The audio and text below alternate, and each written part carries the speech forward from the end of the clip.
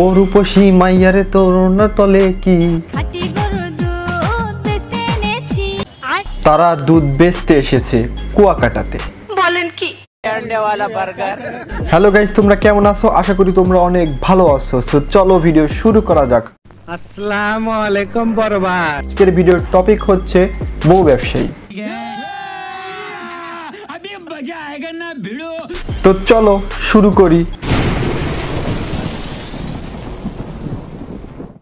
আগে এটা বল, কুয়াকাটাতে যাওয়ার পরে ফার্স্টে তোদের কোন সমস্যাটা হয়েছিল?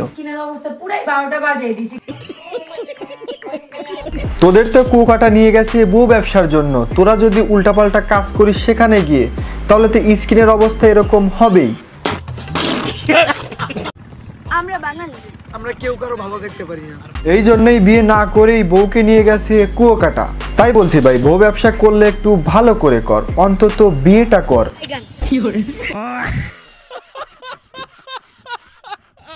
আমরা বাঙালি, আমাদের চুলায় নাই ভাত। এই জন্য তারা বউ ব্যবসা করে, এটাই তাদের স্বভাব। কি ক্লিয়ার না ভেজাল আছে? জীবন সঙ্গী কালো ফর্সা যেমনই হোক চলবে, কিন্তু আর যাই হোক বউ ব্যবসাটা ঠিকই করতে হবে। এই যে আমার মহারানী, আপনি কিন্তু আমার জীবনের থেকেও বেশি দামি। কারণ বউ ব্যবসা করে শান্তি পাই আমি। खत्म, bye bye, tata, goodbye, गया।